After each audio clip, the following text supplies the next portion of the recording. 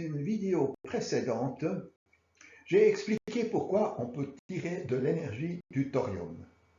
La vidéo présente parlera des avantages potentiels du thorium. Mais d'abord, un bref rappel. One of the main benefits is that it produces an endless supply of new nuclear fuel via the thorium fuel cycle. To get a basic understanding of how this works, we will begin here at the moment of fission. When uranium fissions, it releases energy. But it also releases at least one neutron that gets absorbed by an atom of thorium. Once this happens, the thorium will decay into protactinium in about a half hour, followed by a decay to uranium in about a month. This new uranium will then fission, releasing another neutron that will get absorbed by another atom of thorium, continuing the cycle.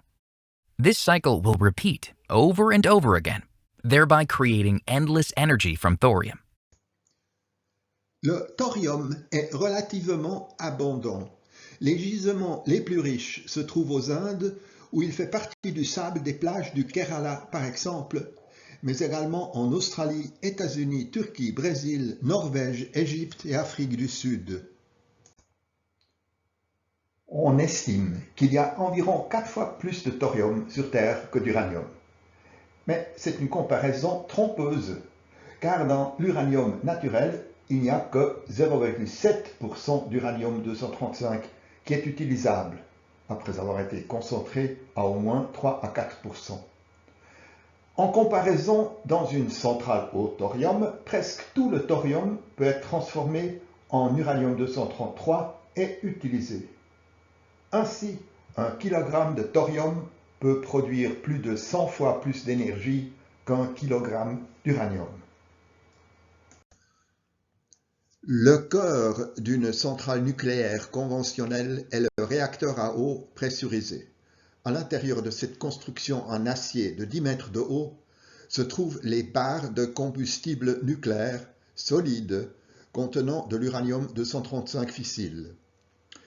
Le réacteur est sous pression et il est parcouru par de l'eau qui d'une part sert de modérateur et qui d'autre part transporte l'énergie thermique produite par la réaction nucléaire vers le générateur de vapeur. Le réacteur à sel liquide prévu pour le thorium est différent. Comme modérateur, pas d'eau, mais plutôt du graphite. Pas de barre de combustible, mais le fuel, c'est-à-dire l'uranium-233, est dissous dans du sel qui est liquide car chauffé à environ 500 degrés. La chaleur produite est transportée vers les turbines productrices d'électricité par un deuxième type de sel, le sel caloporteur. Le réacteur est intégré à 2 circuits, l'un servant à purifier l'uranium-233 et l'autre à produire de l'électricité. Voici en forme tabellaire. Dans le réacteur conventionnel utilisant l'uranium, le carburant est solide, mais dans le réacteur à thorium, il est liquide. La température est de 250 versus 500 degrés. Le réacteur conventionnel est sous pression, le réacteur à sel liquide avec du thorium fonctionne à pression atmosphérique. Enfin, l'efficacité, soit le pourcent de l'énergie thermique transformée en courant électrique, est de 30 et 50% respectivement. En conclusion, les réserves de thorium sont présentes en de nombreux pays. Par kilogramme, le thorium produit 100 fois plus d'énergie que l'uranium-235 dans les réacteurs actuels.